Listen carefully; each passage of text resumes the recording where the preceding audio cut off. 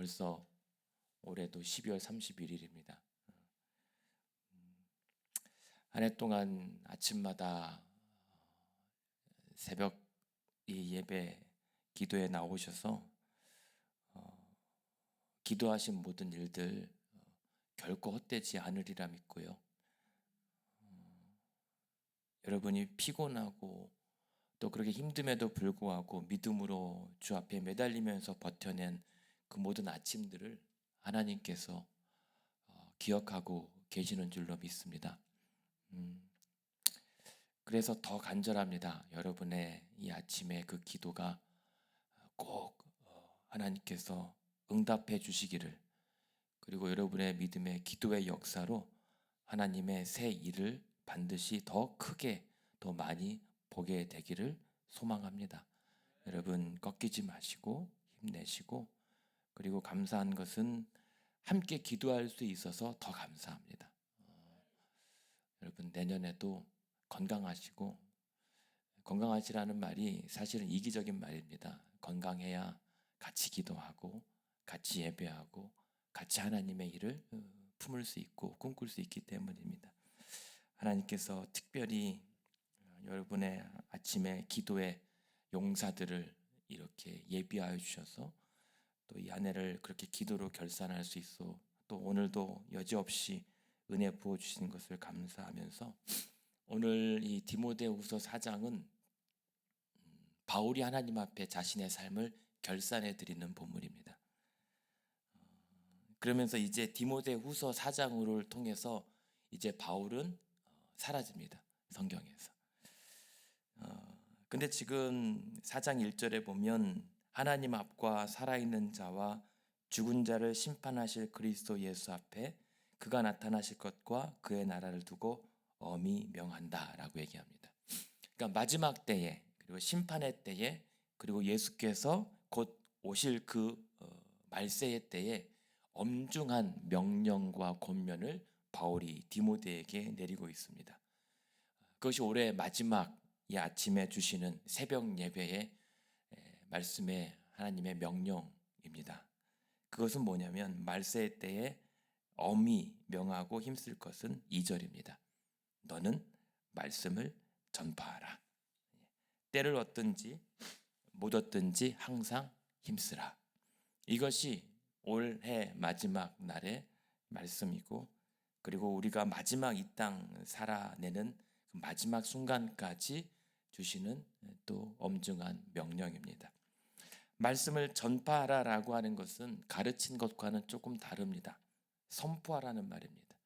마치 주인으로부터 혹은 왕으로부터 명령을 하사받은 전령이 모든 백성들에게 설득하는 것이 아니라 발표하고 선포하는 겁니다. 그것이 저와 여러분이 온 생을 다 바쳐서 해야 될 일들입니다. 때를 얻든지 못 얻든지라고 하는 말씀은 항상 그 말씀을 선포할 준비를 하고 있으라, 대기하고 있으라라고 하는 겁니다. 때를 얻든지 못 얻든지는 내가 편하든지 불편하든지라는 뜻입니다. 상황이 어떠하든지 항상 그 주의 말씀을 전할 수 있는 비상 대기 상태로 있으라. 이것이 말세의 때에 저와 여러분이 갖춰야 될 자세인 거죠. 그런데 보면 2절에 보면 이 말씀을 전파하기 위해서 항상 힘쓰는데 오래 참음과 가르침이 있어야 된다고 합니다. 여러분 말씀 한 방에 훅 가지 않습니다. 물론 예민한 사람들, 신실한 사람들은 말씀 한 구절에 힘과 생명을 얻기도 하지만, 그러나 무감하고 아직 믿지 못하거나 아직 믿음이 성숙하지 못한 자들은 말씀 한 번, 설교 한 번에 사람이 바뀌는 것이 생각만큼은 쉽지 않습니다. 그렇지 않습니까? 우리가 수십 년 평생 설교 들었는데, 평생 성경을 봤는데 그렇게 안 바뀌는 게 바로 접니다. 우리 자신입니다. 그러므로 말씀을 전파할 때 하물며 나도 그런데 상대방이거나 혹은 사람들이냐, 그래서 범사에 오래 참는 것이 필요합니다. 여러분 지치지 마시고 끊임없이, 말씀은 누가 오래 버티느냐가 관건입니다. 오래 참음과 가르침으로 말씀을 전하되 설명도 해줘야 되잖아요. 말씀을 내가 알고 풀어줘야 되잖아요. 선포하고 그냥 무작정 믿으라고 했을 때 상대가 이게 무슨 의미인지 가르쳐달라고 하면 몰라 그냥 덮어놓고 믿으라고 할 수는 없잖아요. 그래서 그러한 말씀에 힘을 쓸 때 세 가지입니다. 2조 르반에 보면 무엇이 필요하냐면 경책과 경계와 권면입니다. 경책은 그 말씀을 통해서 옳고 그름을 판단해 줄 수 있는 그런 책망할 수 있는 여력이 있어야 되는 겁니다. 그리고 말씀을 경계하는 겁니다. 말씀으로 질책할 수도 있어야 되는 겁니다. 정신 차리고 말씀을 붙들어야 된다.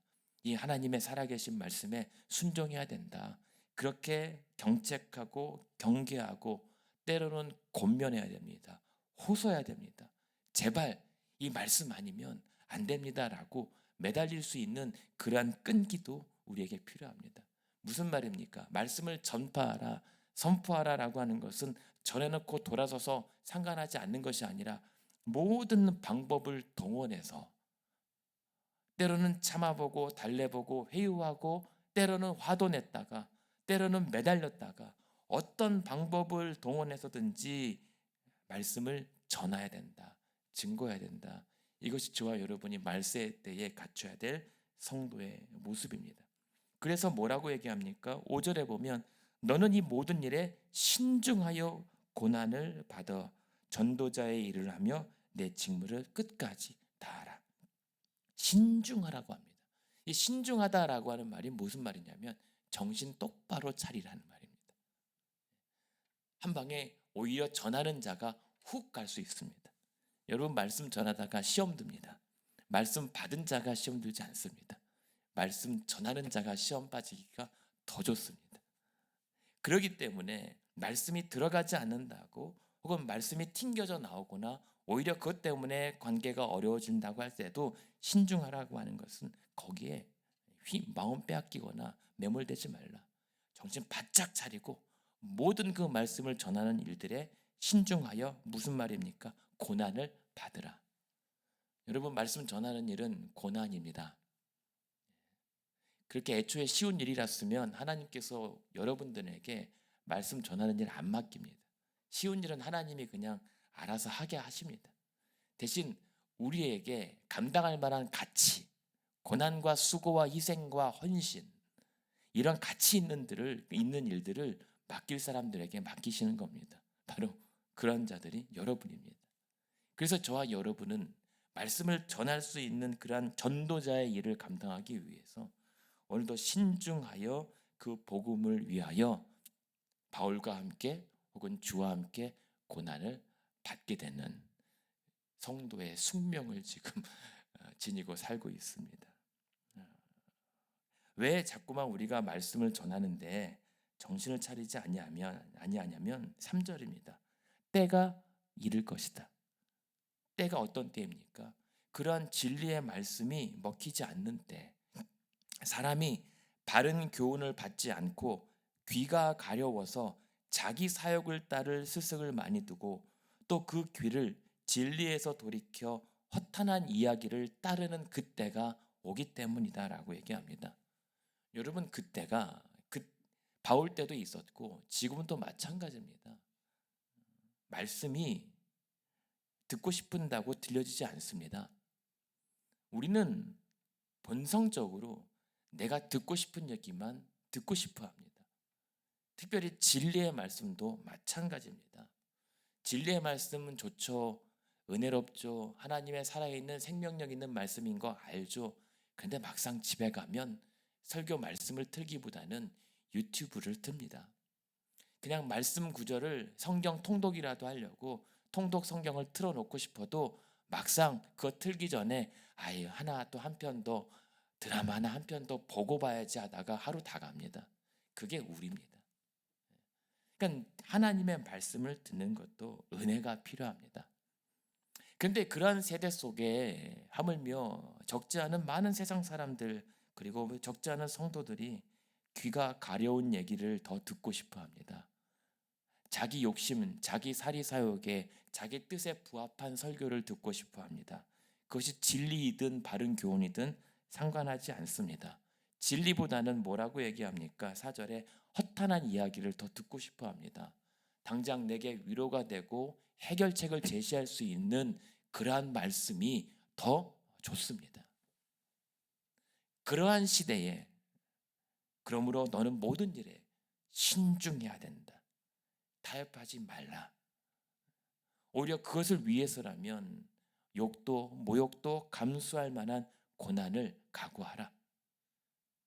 그리고 그렇게 전도자의 일을 하다가 힘들어도 내 직무를 다하라.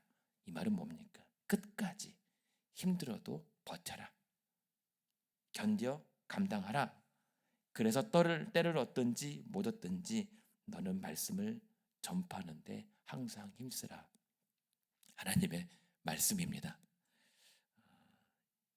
여러분에게 비장한 말씀을 들려드려서 어쩐 좀 송년회 분위기와 맞지 않을 수도 있으나 이거는 송년회 문제가 아니라 평생의 문제입니다. 여러분, 우리 인생의 마지막 순간에 할 수 있는 것 딱 한 가지, 말씀을 전하는 겁니다. 여러분, 우리가 마지막 때에 우리가 이제 어차피 곧 죽게 될 인생이라면 마지막 그래도 내 죽음을 앞두고 둘러싸인 또 싸고 있는 가족들과 친구들과 누군가 있다면 마지막 남길 수 있는 유언이 있다면 뭐겠습니까? 예수 그리스도, 그분이 나의 생명이십니다. 나의 구원이십니다. 이거만큼 웅장하고 짜릿하고 그렇게 그 이 땅에 남길 수 있는 소망이 무엇입니까? 저는 그 예수 그리스도라고 하는 이 이름을 알게 돼서 너무 다행입니다. 마지막 그 순간에 저는 바랍니다. 내가 예수님을 모른다 하지 않게 하여 주시옵소서. 내가 예수 그리스도 때문에 여기까지 살아보았노라고, 내가 이제 그리스도께 달려나간다라고 고백할 수 있었으면 좋겠습니다. 이왕이면 그래도 육체는 쇠약해도 내 정신은 멀쩡해서 예수님을 더 그리워할 수 있었으면 좋겠습니다. 그런 은혜가 필요합니다. 그런 가운데 바울이 얘기를 하는 겁니다. 그러면서 나이 든 바울이 젊은 후배 디모데에게 얘기하는 것이 6절입니다.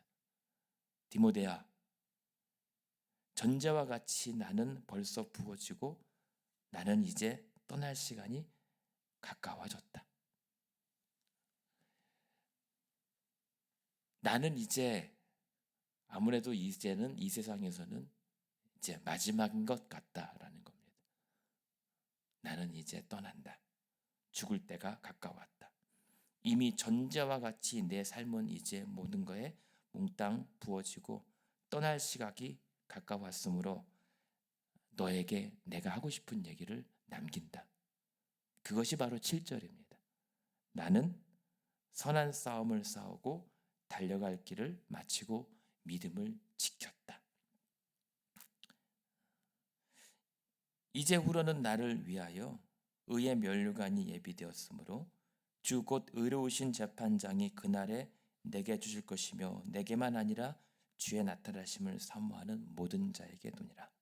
이제 나는 간다, 디모데야. 잘해봐라. 여기 7절에 보면 선한 싸움을 마치고 6절입니다. 내가 벌써 부어지고 나의 떠날 시각이 가까웠다라고 하는, 떠나다라고 하는 단어가 뭐냐면, 여러분 군대 다녀오신 분들은 아마 천막을 한번 군대 훈련 받으면서 치신 경험이 있을 겁니다. 야영에서 훈련하고 또 그런 건데, 마치 군사용 텐트를 모든 작전 수행을 마치고 이제 돌아가는 귀가의 장면을 떠날 시각이 가까웠다라고 하는 겁니다. 바울은 이 땅에서의 모든 복음을 위한 경주가 한마디로 싸움과 같은 전쟁이었고, 이제 그 모든 치열한 그 수고의 싸움을 마치고 자신의 천막을 다시 거두는 겁니다. 그리고 걷어서 이제 집에 갈 준비를 하고 있는 것이 바울의 지금 마지막 모습입니다. 그러면서 나는 그동안 디모데야 7절에 선한 싸움을 여기까지 싸우고 나는 치열하고 맹렬하게 나의 달려갈 길을 여기까지 달려왔다.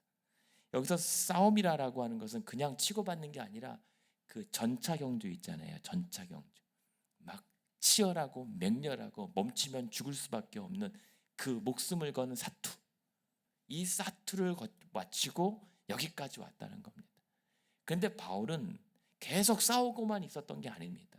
계속 버티고 싸우고 맞으면서도 다시 일어났었던 것은 그 이유 한 가지입니다. 이 싸움은 믿음을 지키는 싸움이었기 때문입니다.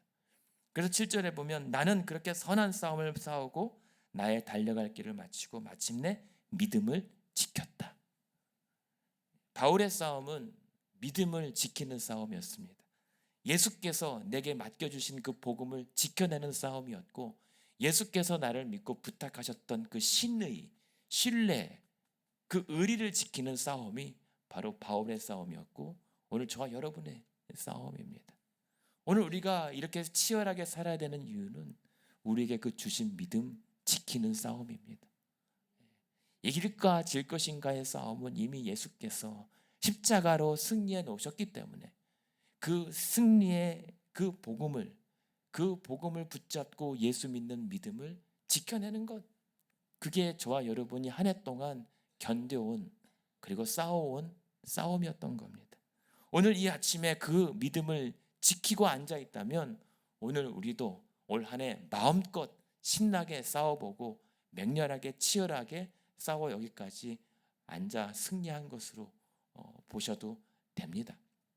수고 많이 하셨습니다. 그런 바울이 그런 평생 믿음을 지켜온 싸움을 마치고 이제 앞날을 바라봅니다. 8절에.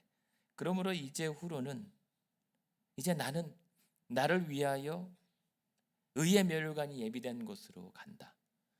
의의 면류관이요. 그때 당시 세상 황제로부터 월계수 오간을 받아 쓰는 것이 명예였다면 나는 세상 황제의 왕관 따위는 필요 없다. 의의 재판장 대신 하나님께서 나를 위하여 이미 예비하신 그 공의의 하나님의 판단에 아주 구원에 이르는 면류관을 나의 상급으로 예비해 두셨는데 나 그거 받으러 간다. 무슨 말입니까? 나의 마지막 최종 결승점에 이제 다다르기 직전이다. 우리의 죽음을 이렇게 멋있고 웅장하게 표현하는 사람이 어디 있습니까? 마지막 나의 승리의 결승골을 향하여 나는 면류관 받으러 간다. 이게 바울의 고백이었고 저와 여러분의 마지막 다다르게 될 결승점이라는 겁니다. 그러니 너도 디모데야, 나 부러워하지 말고 시간이 되면 우리 다시 만날 것이니 이 땅에서 너의 달려갈 길을 다 마치고 나중에 천국에서 보자. 이게 저와 여러분의 약속이고 기대였으면 좋겠습니다. 어차피 우리는 이 땅에서의 결산은 없습니다. 우리들의 한 해의 결산, 여러분의 삶의 결산은 이 땅에서 보상받지 않습니다. 재판장 대신 예수님 앞에 나아갔을 때 여러분의 그 모든 수고를 결산해 주실 겁니다. 그리고 충분히 낫는 장사하게 하실 겁니다. 손에 여기서 좀 보고 너무 힘들었어도 지치고 고단해도 그 우리를 위해서 이미 면류관까지 예비하신 주님 앞에 결산 받을 때까지 저와 여러분도 말씀을 때를 얻든지 못 얻든지 전하는데 힘써 달려가 보는 것, 가보는 것뿐입니다. 내일이면 2026년도인데 내일이라고 뭐 달라질 게 뭐 있겠습니까? 근데 계기가 마련되는 거죠. 다시 한번 일어나 가보라고. 저와 여러분이 오늘도 그렇게 8절 후반에 보면 의로우신 재판장이 그날에 내게 주실 것이고 바울에게뿐만이 아니라 저와 여러분 주의 나타나심을 사모하는 모든 자에게도 이러한 상급을, 그러한 면류관을 예비해 두셨습니다. 여러분 천국 가서 여러분의 면류관 사이즈가 대자 없냐고 소자 없냐고 다 걱정하지 않으셔도 됩니다. 다 우리에게 그 의의 면류관을 하나씩 다 씌워줄 때까지 지치지 마시고 함께 끝까지 가보았으면 좋겠습니다. 그러면서 바울이 부탁하는 겁니다. 그런데요, 그렇게 믿음으로 고백해 놓고 바울은 어쩔 수 없는 연약한 한 인간입니다. 9절에 보면 그런데 디모데야 너는 속히 내게로 오라. 왜 자꾸만 디모데에게 잘 있으라라고 하지 않고 너를 빨리 봤으면 좋겠다라고 얘기할까요? 그래도 아무리 대단한 믿음의 소유자라 할지라도 바울도 사람입니다. 마지막 순간에 두렵죠. 염려하고 불안하고 어쩌면 이 순간에 누가 태평하게 나는 천국 간다라고 편안히 잠을 이룰 수 있는 사람이 얼마나 있을까요? 바울은 자신의 육체에 가시가 있기 때문에 몸이 연약하고 질병으로 만약에 고생했다면 아마 속도 아마 스트레스 많이 받는 사람인 것 같습니다. 바울은 강하기보다는 속이 문드러질 정도로 스트레스도 많이 받았을 유약한 사람일지도 모르겠습니다. 어쨌든 마지막 이 순간에 너는 속히 내게로 오라. 이 한마디에 그 바울 선생님이 그동안 버텼던 그런 어떤 강인함이 없이 사라지고 마지막 정말 여리디 여린 한 인간의 솔직함이 나옵니다. 나 외롭다. 나 무섭다. 네가 옆에 있었으면 좋겠다. 라고 디모데에게 어떻게 너 올 수 없니? 이 말을 하고 있는 겁니다. 거기서 우리가 위로를 받습니다. 그러면서 10절에 보면 바울이 힘든 건 뭐냐면 데마라고 하는 동역자가 있습니다. 골로새서에 보면 나의 동역자 데마, 바울의 신실한 한참 같이 열심히 했던 이 데마가 이 세상을 사랑하여 나를 버리고 데살로니가로 갔다라고 얘기합니다. 열심히 같이 일했는 사람이 세상을 사랑하여 자기를 배신했다는 거예요. 게다가 나중에 이 14절에 보면 구리 세공업자 알렉산더라는 사람이 있습니다. 이 알렉산더라는 사람은 그냥 그렇게도 힘든데 또 자기를 워낙 많이 괴롭힌 사람이 있습니다. 많이 입혔음에 주께서 행한 대로 그에게 갚으시리니 너도 알렉산더 조심해야 된다라고 할 정도로 마지막 순간까지 지워지지 않는 그 괴롭힘의 상대가 있다는 거죠. 디모데야 너도 그를 조심해야 된다. 그러니까 그만큼 힘들어요. 근데 이 가운데 사람들이 다 떠납니다. 10절에 보면 그레스게도 갈라디아로 지금 갔고 디도도 달마디아로 갔고 12절에 나의 충성스럽던 두기고도 일 때문에 교회 때문에 에베소로 보냈다. 네가 있는 에베소 교회로 두기고를 보내니까 디모데야 그 시기에 잠시 내게 좀 와다오. 이게 바울의 외로움이고 저와 여러분의 평생의 외로움일 수 있습니다. 믿음 생활할 때 외로움은 정상적인 상황입니다. 그럼에도 불구하고 괜찮을 수 있는 것은 그러한 일들이 있음에도 불구하고 하나님은 항상 늘 곁에 또 바울에게 필요한 사람들을 더 붙여주셨기 때문입니다. 그래서 11절에 보면 누굽니까? 누가만 나와 함께 있다. 이 누가요. 이 누가는 정말 말 한마디 없이 그 바울의 처음부터 마지막까지 끝까지 유일하게 어쩌면 곁에 있었던 사람. 항상 그 자리를 말없이 묵묵히 바라보고 기록하고 있는 자. 막 화려하지 않아도 여러분 신앙생활 곁에서 묵묵히 말없이 곁에 있어줄 수 있는 한 사람이 있다면 그것으로도 충분합니다. 많은 사람도 좋지만 한 사람이 있어도 한 사람만이라도 있다면 그래도 감사한 겁니다. 바울은 그렇게 위로를 받고 있어요. 그러면서 11절에 보면 그래도 이왕 디모데야 올 때 너 올 때 혼자 오지 말고 마가도 좀 데리고 와라. 마가가 누굽니까? 옛날에 선교 여행 때 지울 수 없는 그 다툼의 분열의 원인을 제공했던 마가 요한입니다. 근데 그 마가가 너무 보고 싶다라고 얘기합니다. 그러니까 저는 이 마가를 보면 뭔 생각을 하냐면 여러분 우리가 이 땅 살다가 혹은 교회에서 함께 일하다가 싸워도 죽일 듯이 싸울 필요는 없다는 생각을 합니다. 마가 요한은 이 때문에 절친이었던 베프였고 환상의 파트너였던 바나바와 헤어지게 된 원인 제공자란 말입니다. 그런데 마가가 바울의 후기 사역으로 갈 수 있을수록 내 사랑하는 동역자, 아들 같은 사람이 마가가 되고 죽기 전에 보고 싶었던 사람이 또 마가입니다. 몰라요. 사람 일은 몰라요. 그래서 여러분, 우리가 같은 성도끼리 신앙생활하면서 부딪힐 수는 있는데 마치 이 땅에서 다시 안 볼 것처럼 잡아먹을 듯이 죽일 듯이 싸울 필요는 없습니다. 어차피 하나님 나라의 동역을 이루다 보면 다시 만납니다. 그러면서 뭐라고 얘기합니까? 11절에 그가 예전엔 나에게 해로웠지만 나의 일에 유익한 자다. 모릅니다. 그때는 아니었는데 하나님께서 그때의 마가를 돌려보낸 다음에 마가에게도 필요한 과정이 있었던 거죠. 마가의 어떤 곧게 자란 어떤 배경에 그 유약함을 그 계기로 하나님께서 연단해서 정말 하나님 나라 사역에 유익한 자로 다시 세우기 위한 과정을 마가에게 겪게 하셨고 바울로 알게 하셨을 수도 있습니다.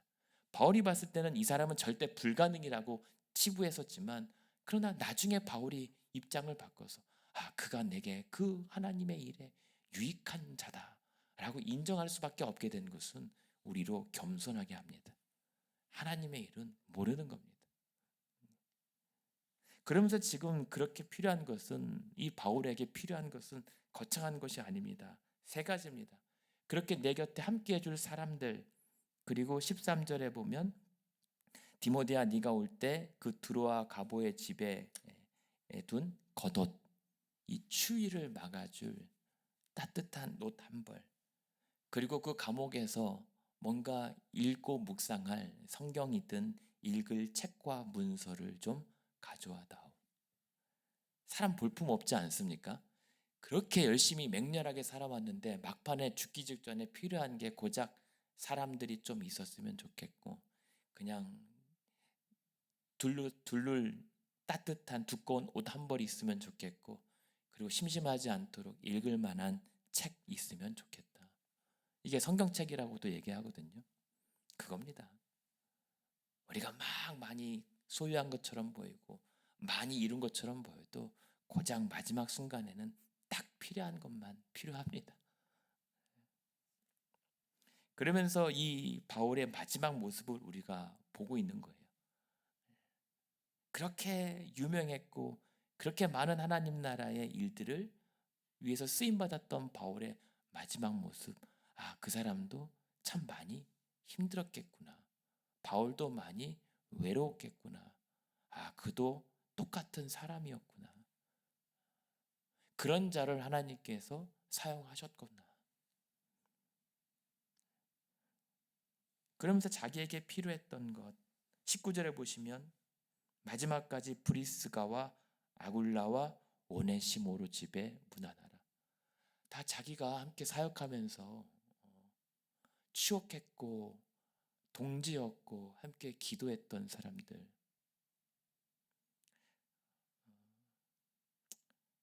저는 우리가 저와 여러분이 마지막 순간에 서로 그리워할 수 있는 믿음의 동지들이 되었으면 좋겠습니다. 참 열심히 했노라고, 열심히 함께 싸워 보았노라고, 정말 주의 말씀을 전하기 위해서 그냥 그렇게 굳은 일, 쉬운 일 안 가리고 그렇게 열심히 했노라고, 참 그 사람 뭐 하는지 궁금하다고, 아니면 그 사람 만나러 나도 이제 곧 천국 간다고 그렇게 애틋할 수 있는 그런 믿음의 관계가 저와 여러분 우리 성도 간의 관계였으면 좋겠습니다. 그렇잖아요. 죽기 전에 그 알렉산더 그 집사는 절대 믿지 마라. 이러면 참 얼마나 없어 보여요.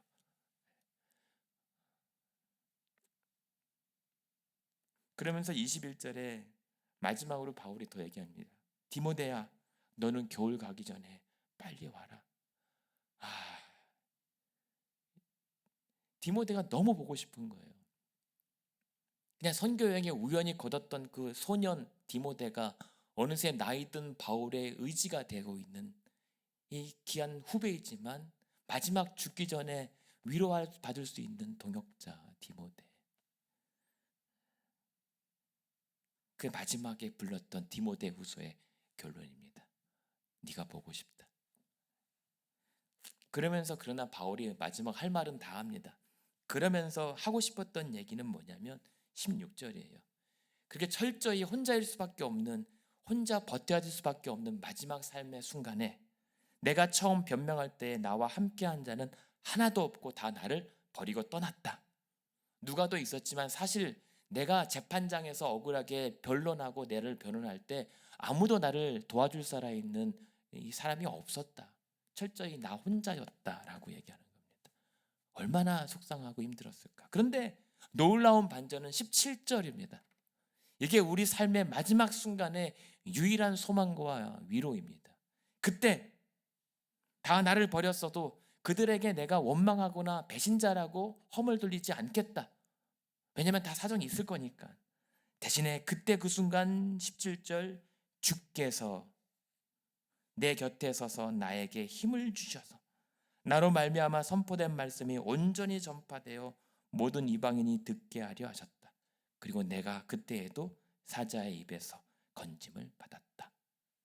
다 떠났는데 그 자리에 주님께서 나를 찾아와 내 곁에 서서 힘을 주시더니 내 입을 벌려 내 선한 싸움을 여기까지 싸웠던 그 믿음을 지켰던 그 입술로 주의 말씀을 더욱더 예수 그리스도를 전하게 하시더라. 이것이 내가 마지막 순간에 받은 은혜다. 어쩌면 디모데에게 그 말을 해주고 싶었던 것 같아요. 내가 이런 은혜를 체험했다.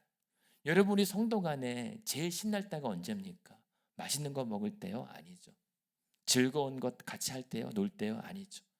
하나님을 얘기할 때, 하나님의 은혜를 서로 나누고 간증할 때, 서로 그것이 영혼의 소망이 되고 위로가 되고 안식이 되는 거죠.